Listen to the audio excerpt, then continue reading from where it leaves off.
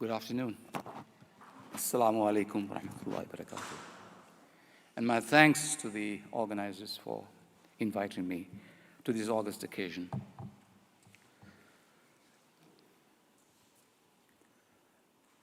You see, this event is a very recent one. By recent, I mean, it's only 300 years old. It's so sudden. And we have managed, in the past 300 years, to turn the world upside down. And now we are trying to find our way back. You know, our forefathers were the same as us.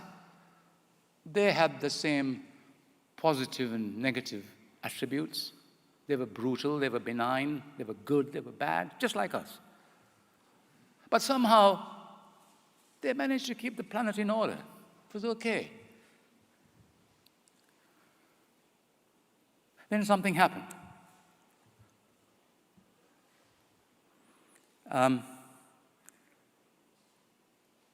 The old people managed to keep the planet and their civilizations biodegradable. And when this civilization degrades, it won't be biodegradable. We'll be leaving poisoned oceans, poisoned earth, and in a few thousand years' time, when archaeologists go to excavate what's left of us, they'll have to wear radiation suits. So what are we doing? A philosopher, a Western philosopher, now might wonder, what's this man wearing a Muslim cap talking about Western philosophy? But don't forget, we were the bridge between the Greeks and the Romans. I'm talking about somebody recent. His name happens to be Richard Tarnas. He's American. He wrote in a book called The Brilliance of the Western Mind, and he was talking about the Enlightenment. He said there was a psychological shift in that period from the divine to the human. Something happened that made us say, okay, this is our world, we are the human race, we are going to take control, nature is going to be exploited, we are going to dig and pollute and do everything that we are now talking about. So that's in my view, was one of the major shifts that took place in human history. And I think Tarnas described it beautifully, a psychological shift from the human to the divine, which means that the head took over from the heart and the soul, and we are stuck with it, or not. That depends on us. Then there was something else also. You see, we were confined. Traditionally, we were confined within certain defined boundaries, what in Islam we call the fitra. I think the traditional people understand what fitra means. It's an Arabic term, but to understand what this means to this day. And that resonated with me when the American Indian chiefs came and spoke yesterday. I empathize with that. They knew what the traditional order was and what the human place in it was. They knew that. And they were articulating it brilliantly. My heart rose to them. But there was something else also that happened in that period which turned the tables. No time to go into that, except to say to you, it began about the time the Bank of England was created in 1692. We began a different aspect of money, of transaction. That, in my view, are the two, our shift from the divine to the human, and this business of financial intermediation. That has allowed us to come to this position. Now to my scripted piece. The following quote appeared in the London-based Guardian newspaper on the 16th of September, just 2 days ago. The evidence that economic performance can be enhanced even as carbon emissions are cut, has been powerfully brought together in the new report of the Global Commission on the Economy and Climate, Better Growth, Better Climate. You see, someone is trying to tell us that we can have our cake and eat it. This is a manifestation of a refusal to recognize that climate change is but one lethal cause amongst many that will continue to degrade the planet. It is the tip of the iceberg, if this metaphor is apt. What lies submerged in the reckoning of events if we grow as we envisaged is continued species extinction, biodiversity destruction, deforestation, air and land and sea pollution, population disruption, and indeed, population growth, as it has been brought to light in the past 1.5 hours. So no wonder the Conference of Parties, COP for short, process is about economics. Every nation state that is represented at these climate meetings has a growth agenda, leading to more and more pollution.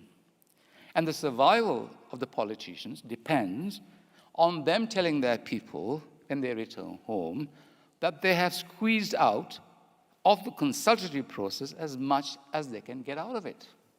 Otherwise, they're out of business. That's what they were elected for. And the fact is, the more powerful you are, the harder you can squeeze. And if you study the COP processes, you will discover what the powerful and more prosperous countries have been getting up to, aided and abetted by the aspiring BRIC countries, closely followed by the MINT group. BRIC, MINT, wonderful acronyms. If we are really serious about this, and that is why we are here, we need to look at this from a root and branch perspective. This is re-examine our political paradigm. And by that I mean the relationship between the political establishment and the banks. As one sage put it to me, democracy is the service industry of the banks, unquote. The one salutary outcome of the financial meltdown we appear to be resurfacing from is that the cat is out of the bag. Bank exists to create money out of nothing, and this nothing acts as a virus on the natural world. If it is social justice we are after, then we have to look at this squarely in the face. Individual nation states have their own priorities and agendas. But the common denominator, however, is growth based on fictitious money. While those ahead in the race are able to create more money to stay ahead, like quantitative easing, that's an old practice of financial manipulation, those behind engage in an almost impossible game of catch-up. Every nation state want to catch up and move up the GDP league. This is the fact of the matter. The victim of this game is planet Earth. And climate change is the result. Moderating this, it appears to be what the COP process is about, and this requires the rich nations particularly to tighten their belts as hard as they can, whilst those behind loosen theirs ever so gently. This is the process of transition. If we want the poorer countries to be better off, then we need to say to ourselves, we have to stop asking for tax cuts from our governments. Otherwise, by going down this road of the Millennium Development Goals, we will be creating other problems while attempting to solve one. There is no gain without pain. Current growth rates steal from the legacy that by right belong to future generations. It would seem that in allowing to be swept away by the forces intent of destroying the natural world, In the name of economic growth, faith communities have surrendered their responsibilities, Muslims not least amongst them. I would like to conclude with two thoughts, both from the Quran, the first address to my fellow Muslims, and the second address to all of us and to my brothers and sisters in the wider world. In the Arabic, the quote is, وَفِي الْأَرْضِ آيَاتٍ لِلْمُوقِنِينَ. There are signs on the earth for people with certainty. You see, the Quran describes the natural world as signs, ayat, of Allah. And this is exactly the same term used to describe the verses in the Quran. So this would allow us to say that desacralizing the natural world is not a great deal worse than doing the same to the Quran itself. It's something for Muslims to ponder. And my other thought, another quotation from the Quran for all of us is, do not strut arrogantly on the earth. You will never split the earth apart, nor will you ever rival the mountains in height. You see, we are all in this together. There's one earth tilted on a very fine axis, facing the sun, rotating in rhythms, giving us seasons. There is the jet stream producing seasons. There are the ocean currents giving us seasons. There's a moon at an optimum distance from ourselves, giving us the tides. How did this happen? This is our spaceship. We all need to make sure that it works, all of us. One world, one people. Thank you.